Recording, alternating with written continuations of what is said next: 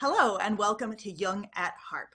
I am Deborah Henson-Conant and I'm here with Kathleen Wiley, and we are here to talk about what is creativity. And this is called Jung at Harp because both Kathleen and I, and let me see if I can put you in gallery view for just 1 minute, we both play the harp, so we both have harps.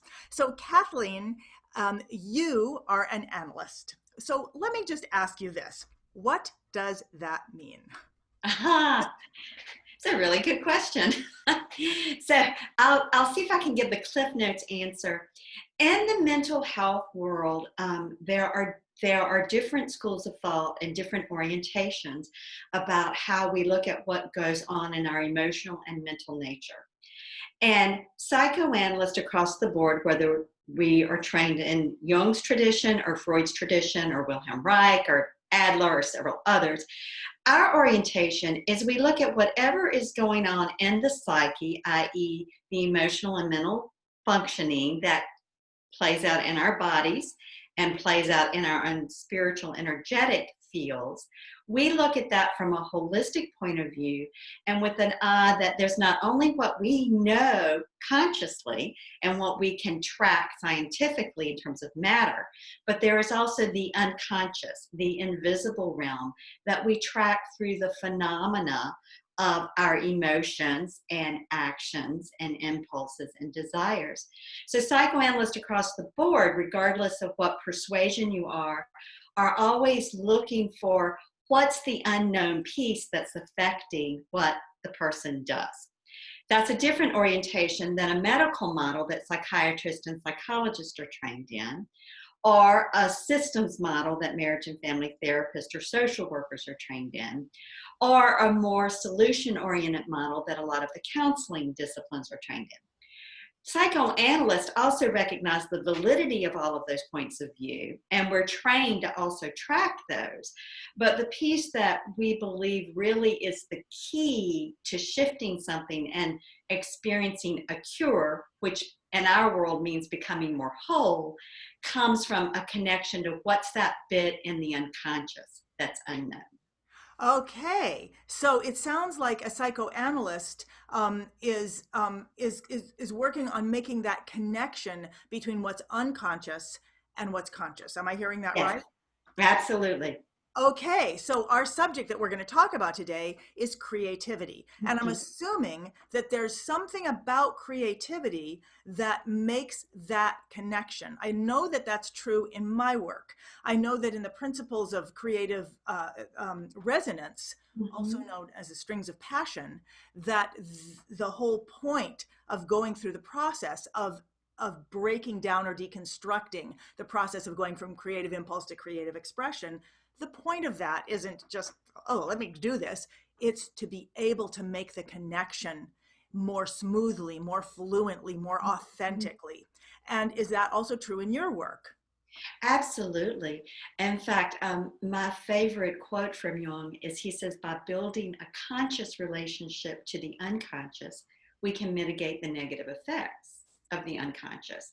So, if something's unknown, we don't have control over it, and we can't track it ahead of time. We only track it after it has created some result. So what Jung says, though, is that by relating to what comes up, we then begin to mitigate the negative effects. It's not that we get rid of it, that we change it, we control it, or we even channel it, but in relating to it, it shifts something energetically. And creativity is one of the instincts from Jung's point of view that is a part of the whole process of becoming more whole. Well, it sounds like almost what you're saying is that if we don't have that relationship to the unconscious, we're not even aware of it. We can't see what's happening until we see the results that we then have to contend with. That's right. And so it also sounds like as we make friends with our unconscious, Mm-hmm. that we then start having a relationship with ourself, almost like we're having a relationship with a part of us that's just like, I'm just going to go do, whatever's going on in the back. I don't know. Like, I don't know what the subconscious is like. I'm imagining my subconscious is like, I got a plan. I got to do it. I don't know.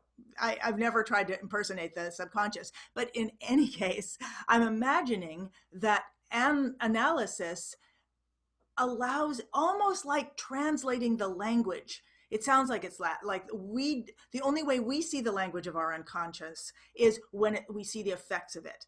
But as we start to analyze it, we can then speak the same language and communicate with that part of us before it just starts to act out. Am I hearing that? Yes, yeah. No, I think you're doing a terrific job of translating it.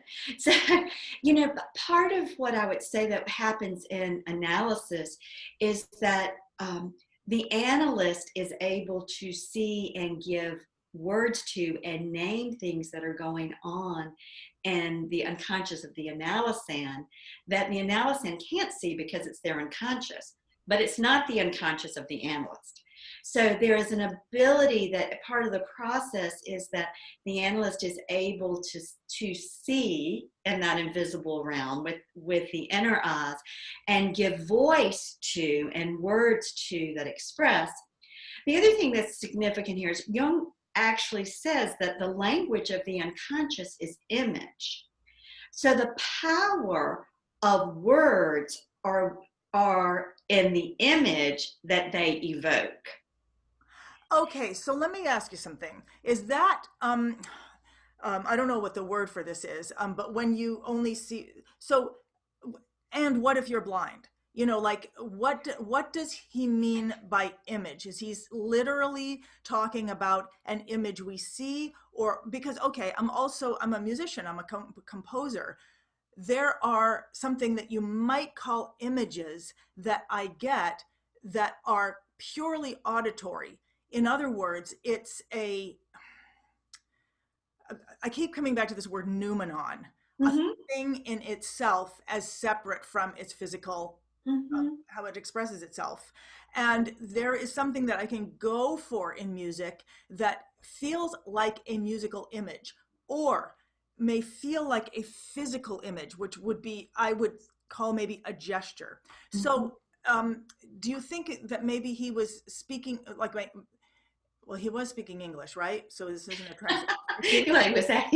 His primary language is actually Swiss German. Oh, okay. I mean, sometimes when I hear, words and I'm like, I don't really understand that. And then I realize, oh, well, it's a translation issue. It really means, the Gesamtverkampfkeit, which is like image on every level. Well, I think that's a good connection, because he's not talking about a literal visual image that we have with our physical senses.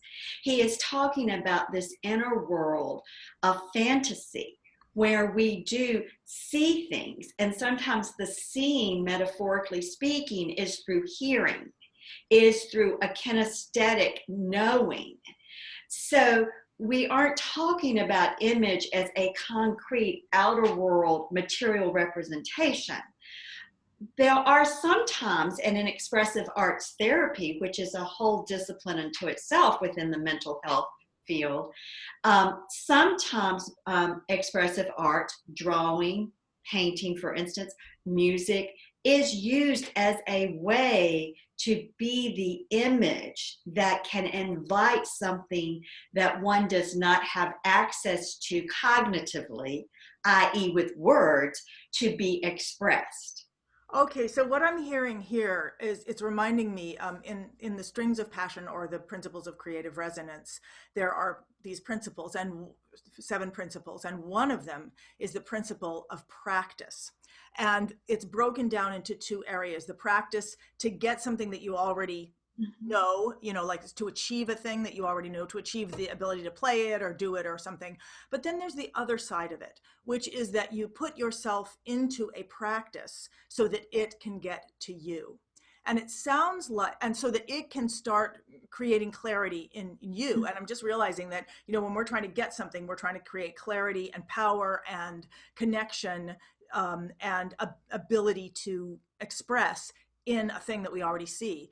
when we have a practice, it's like we're opening ourselves up to all those things: clarity, power, vision, and everything. And so it sounds, there's something in what you just said that, and if, sorry, let me go back, I'm backtracking on myself. So sometimes we'll sit and we'll play something in order to, like, I'll be like, oh, I want to learn to play this classical thing, something like that. And so I'll work to be able to play that. But then sometimes I will take something like, let's see.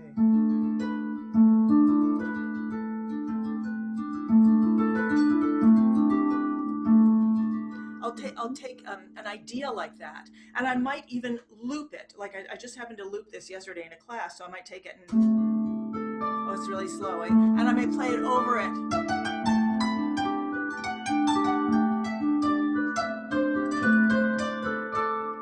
I'll just do that, even.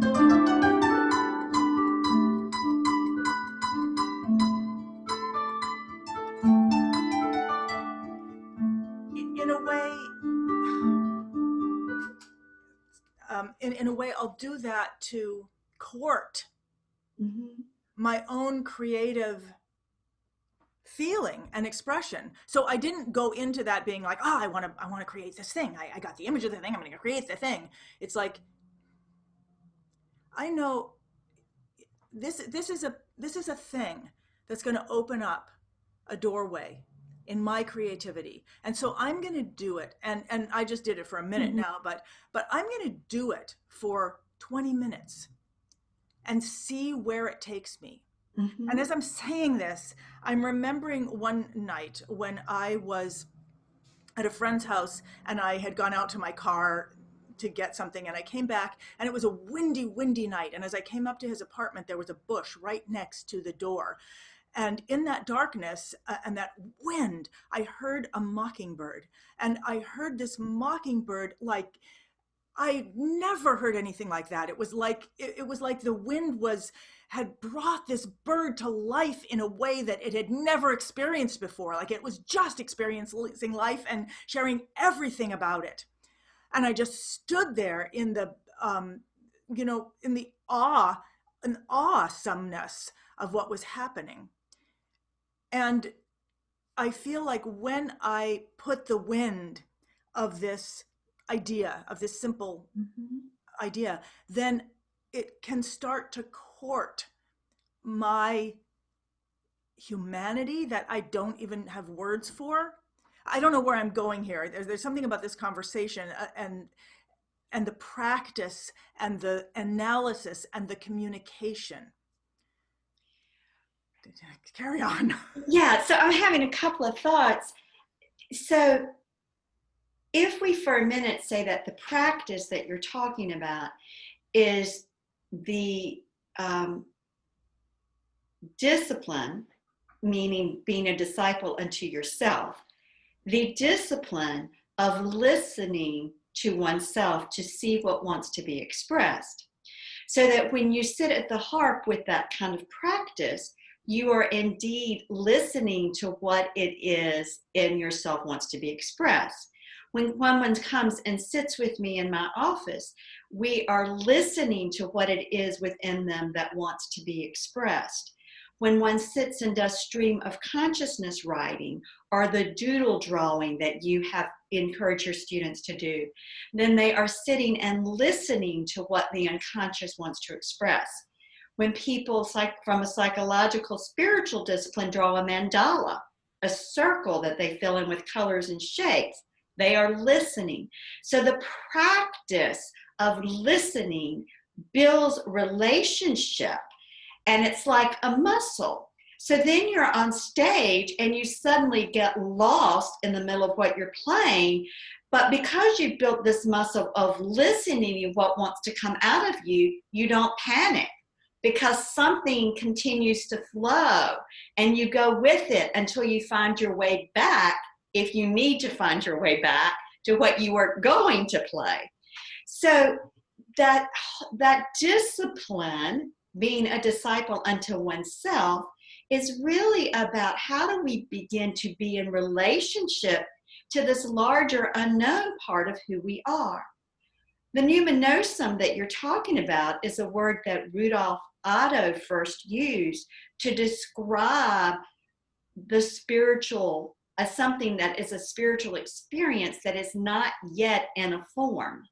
So your definition of it's the essence of a thing, the essence unto itself. And part of the definition that Jung gave of being in the presence of a numinosum, which he called an archetype, was that if we are in the presence of an archetype, we have an emotion and an image arises. And again, as we've already said, the image may not be a visual picture, but it may be an auditory expression. It's something that's a shape. Yeah, and I'm as you're talking about this, and I'm thinking about the idea of I'm thinking, wow, so it's almost kind of like we're listening to an image, and then responding to it in who knows what way. And I'm realizing I'm getting this sense that creativity is this thing. I wouldn't even call it a seed, but it's like a place. I'm feeling it. It probably is in different places in different people, but anyway, it is a. I wish I had a word for it, where anything could come out. It could be the physical expression. It could be a vocal expression. It could be an expression with an instrument or without an instrument. That in that place of creativity, it could be anything. So what do they call that in the quantum something? Is like you could be anywhere or it could be anything. It is in that state before it takes shape. Yeah, it's an energy system is how I like to think about it. That creativity as an instinct and an archetype, if we're following what Jung says, is an energy state or a current in the river of our psyche. So it's like we've got this river flow that we are, the flow of our own psychic energy. And one of the currents that runs through it is creativity. Sometimes that current flows like just this soft, easy comes. Sometimes it's rough, like going over falls, but it is a current and it's an energy current. And so at different times, different emotions and images arise that give expression to the quality of the current at that moment. Whether the quality is peaceful and meditative or the quality is tumultuous and transformative and explosive. So while you were talking, I was in this I was like, no, it's not a current. It's the spring from which it, and then I was like, well, yeah. And if it's the spring from which it comes, then what happens to it?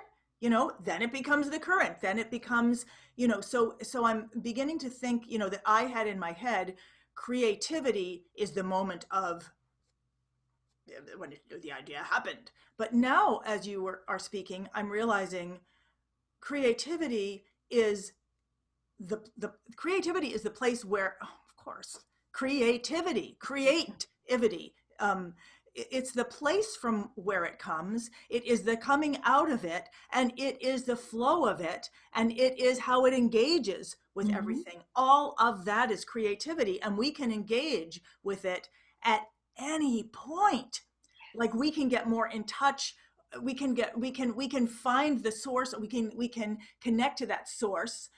We can open up the, how it comes out. We can write it. What does Jung say about that? Well, he says a lot of things, but one of the things that I want to say here is I think what's important for us in terms of what we're talking about today, it's important that we have practices to build a conscious and intentional relationship to that creative flow. And so for those of us who are harpists or musicians of any instrument, or those who are watching who may not play any instrument at all, but who have creativity in their garden or in their kitchen or in their writing, whatever it is, is that what is important is that we build a conscious relationship to it, because then we can dance with it. Otherwise, it can be like anything from the unconscious. It can become such a humongous flow of energy that it can take us over in destructive ways. And there are many examples throughout history of great creatives who were mentally ill because all they had, they were possessed by the daemon of creativity and unable to ground themselves and life. When you say And demand, do you mean like the demand, the being driven, the driven? being driven by a unrelenting energy that no matter how destructive it was to them, they could not free themselves. So how would that look? Can you give an example? What did that look like? I hope I'm going to get this artist's names right, but I believe Stephen Vai was the artist's name, who was, I believe, a beautiful painter, and he committed suicide by slitting his wrist and twirling around, throwing blood all over canvases. I see. So, and I might have that name wrong, so I apologize to those of you who are out there who know that, and I'll look it up afterwards. There used to be a conference in Santa Fe every year called Creativity and Madness, because there is, again, this fine line between anything that comes up from the unconscious unmediated and the loss of self that leads to madness. So part of what we do in analysis is we work to have a self in relationship to whatever's going on in the unconscious, because that allows us to mediate it. What you're doing in your academy is you're teaching people, you're giving people tools you've learned through trial and error and your decades of being in relationship to your art that allow you to keep yourself in relationship to it in a healthy way, and thus then bring the creative impulses to fulfillment, to where you have something to share with other people, which is important, because this is also, as a musician, is how you make your living. So that ability to be with the energy in a way that serves the whole of our life instead of just that impulse.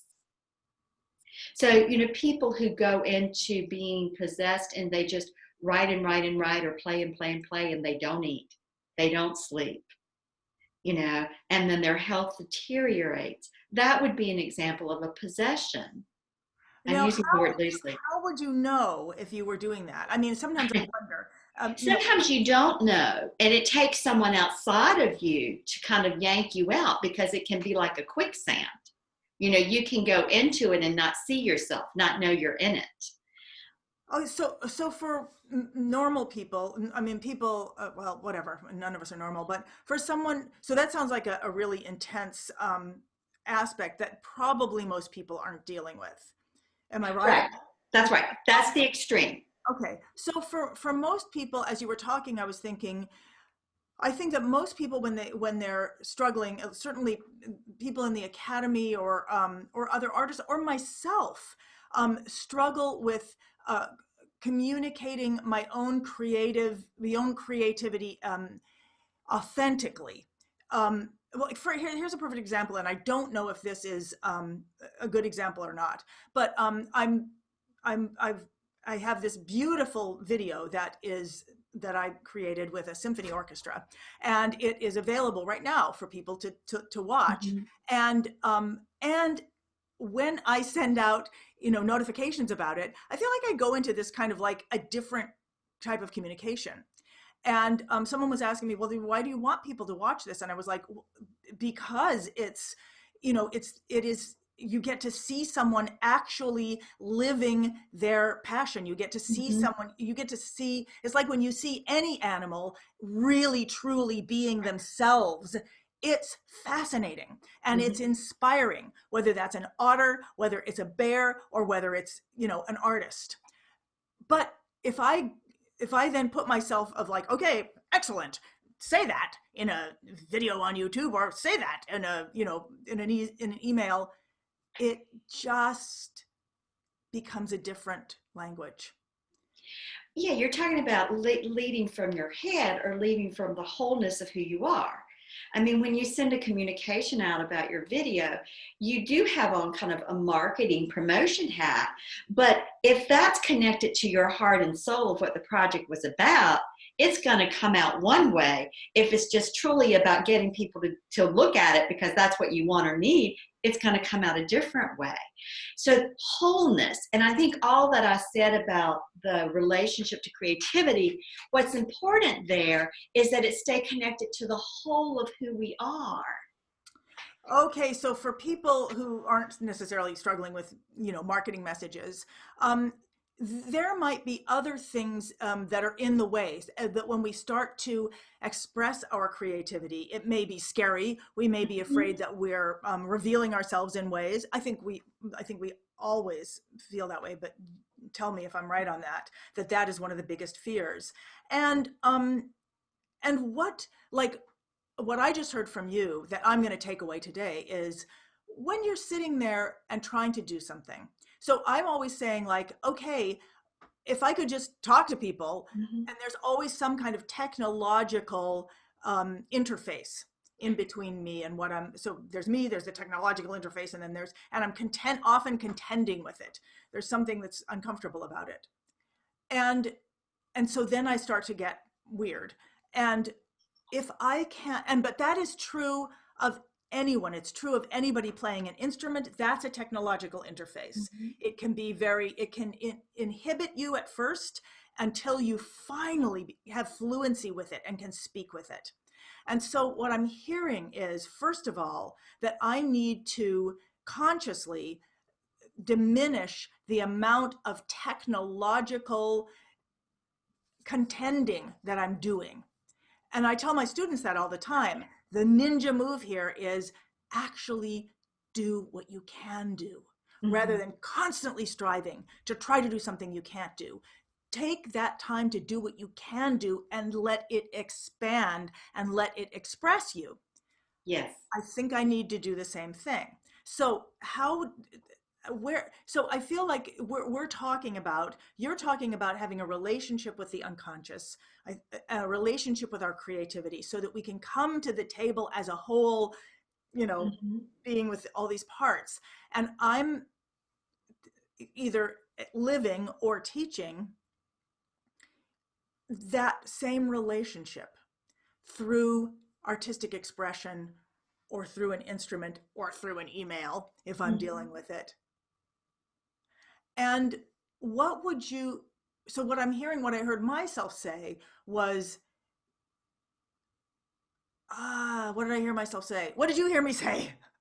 Well, I think what you're saying is that it is about relationship and building that connection to what's inside of you, whether it's not what's inside of you that wants to come out in a piece of music, in an improv, or it's what inside of you that wants to come out in relationship to the person you're talking to, or what wants to come out inside of you in relationship to the person you meet on the street that you perhaps bump into accidentally. It's all about having a connection to what's in oneself and the larger context. When we get caught in our fear and insecurity, we shrink. We immediately don't have connection to all that's inside of us.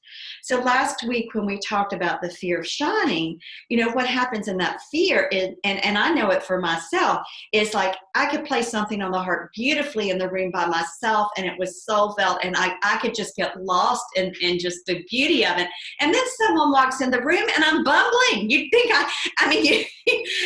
because in that moment someone walked in the room, I got afraid of not getting it right, of not doing it the way they would or whatever, and I shrunk. And then all of a sudden in that shrunk place, I didn't have access to the rest of me. The same thing goes in if someone goes on stage and they're afraid, oh my God, is the audience going to like me? Am I going to do it the way my mentor would do it? And they get into the fear of being the right entertainer. Then all of a sudden you shrink to being the right entertainer and lose access to the rest of you. And so it is always about developing an eye and the muscle of, there's always so much more. There's so much more to me and so much more to you than what we can even share right now or put into words. But by working this and that capacity, we can come together and trust that in this moment we're going to be connected enough to what needs to be shared between us. Well, what I'm hearing you say is the thing that really, really popped out to me is build a connection.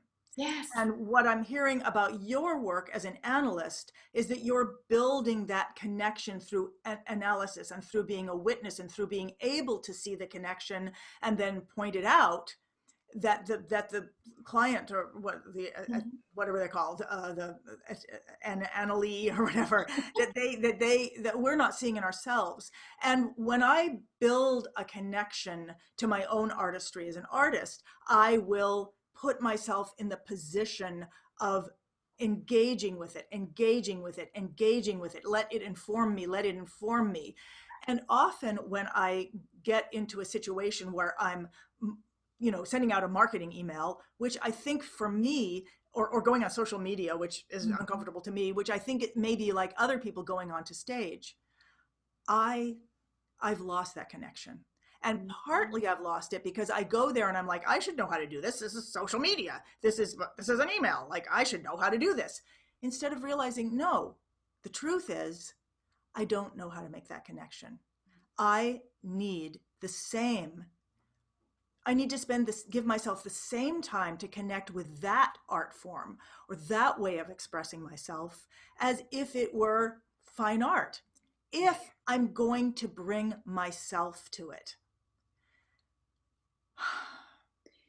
Yeah, absolutely. And what you just said is you've got to let go of judging yourself. You've got to let go of this expectation that, oh, I should know how to do that. It should be easy. The same thing is true in our daily life, in our relationships to ourselves and other people. We have this idea, well, I should know how to speak up and share what I feel. Well, you know what? That judgment immediately blocks. And when people often go into saying, I'm confused, well, what's going on is that they really don't feel like they have a right to know what they know. So it's kind of like what you do with the music, and when you set up the groove and you say to people, do what you can do, even if it's the one string, the one note. Sometimes for ourselves emotionally and in terms of what we desire and want relationally, whether it's with someone we live with, a job, our own creative project, we just have to start with what we know. And if we start with the one thing we know, right. The one thing we know, maybe what I know is that I don't want to do this one thing with somebody. Well, if that's all I know, if I start there, then I begin to stand with myself so that what I do want can come. Well, how would that look like, Kathleen? How would that? Well, it depends on the person. I mean, maybe someone's inviting me to be with them in a way that doesn't feel comfortable to me, but I want to be with them. So I come up with something else. We played with this when the pandemic first hit, and we were talking about not wanting to shake hands, but right. You don't want to offend someone. And we kind of came up with, so you do the elbow bump. That's the kind of thing. It's like we started with what we knew you didn't want. Then we started with what we knew you wanted. And we kept going for something that would allow both of those to be expressed, to emerge. This is so beautiful because right now I'm realizing that this project that I'm doing is based on the fact that we need to have physical distancing. We're calling it social distancing, which is wrong. It's not social. We need social connection. Yes. More than because of the isolation, because of the physical distancing, we need more. And so I see that I am putting my creativity to work in. Don't want to go sit in a theater where we could all get, anyway, that the theaters aren't even open. Do want connection, do want to bring people into my work, do want to get rid of that fourth wall so that there's a connection, do want to bring people closer than the front row. Okay, what is available to me? Aha, I see. Okay, so I'm seeing this, and I'm seeing this now in a creative standpoint. What do I want to express and experience? And what do I want others to be able to experience through my expression? What are the limitations of what are the conditions that are surrounding me right now? How do I make that connection with what I have right now? So for me, it was to create a interactive virtual concert experience Mm-hmm. where people can meet on Zoom for a cocktail party, a dress-up cocktail party, because we never get to go out now, but we can get dressed up, we can meet, and then we go to the theater, but we can connect during that time, and then we can come back afterwards and literally ask anything. So I realized that now, because of the conditions of the pandemic, it's actually opened up the possibility for more connection through this piece of art, that if it was just on YouTube, which would be great because everyone could share it, maybe it could go viral, blah, blah, blah, blah, blah. But what's important to me is that connection and really being the ambassador to music and imagination, not just the impresario, but the ambassador. And so I see what you're saying, that it's almost like no matter what art form we have, whether it's in email marketing, whether it's, the pandemic and wanting to express art, that we can find a way through creativity is what makes it possible for that message to come, for us to make that connection. Yes. And the beautiful thing is that the creativity is an energy system in us that has nothing to do with our ego or our skills or all our academic training. It is a force that is bigger than that.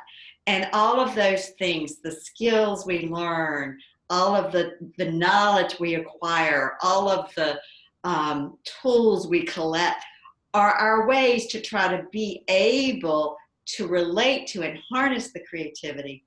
But the creativity is a force unto itself that flows through each of us. And when we recognize that, then it opens us up to an inspiration, if we want to call it that, that the ego alone can never give us. It's like that breath of fresh air that comes out of nowhere. That might be how I would define inspiration at the moment. And so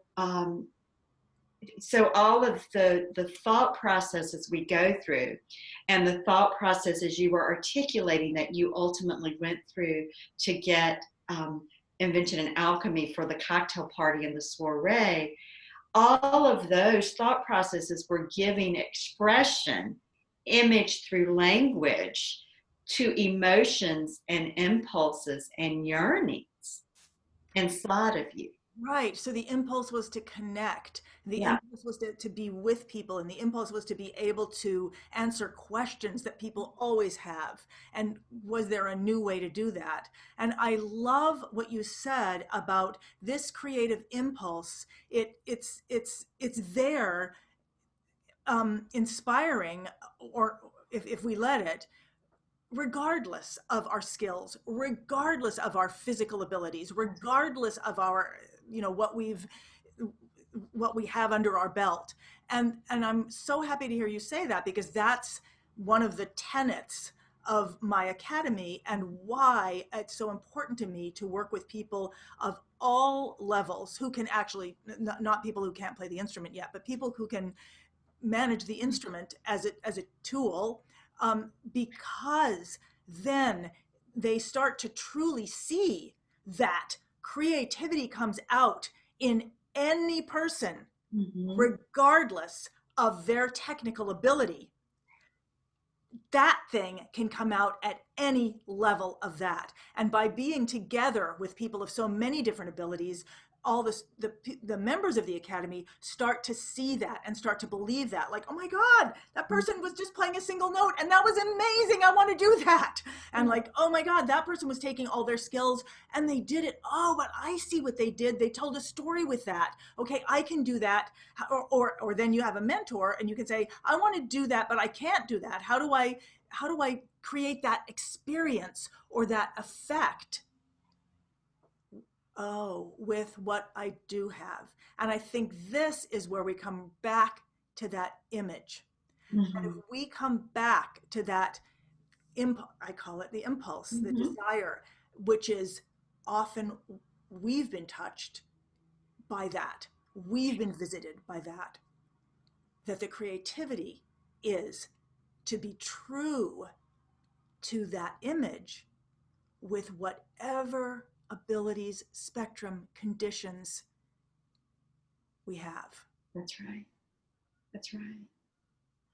Because then we are in the flow of that creative current. And whatever we express will be rooted in our soul. It will be authentic. And what I hear you saying about your work as an analyst is that this human is that art form. Absolutely. That you are creating the access to. Absolutely. Yes. And all of the great esoteric spiritual traditions that are really as psychological as they are spiritual, it is our body, mind, personality that is the vessel of the work of transformation. So I'm going to put us both up now and just say, Okay. So what I'm hearing is we start from, we are the art, we embody the art that we want to create. And when we can do that, then we can do it with anything that we have. Absolutely. Beautifully said in summary. Kathleen, thank you so much. I just love how we start these conversations with just an idea and the dance that happens and where they go. I just thank you so much for spending this time for me. And we got some comments on Facebook that of people really loving this conversation. And I'm so glad that we were able to open it up in that way. Yes, I am too. And I look forward to seeing you again Yes. next week. All right. Bye-bye. Okay, bye-bye.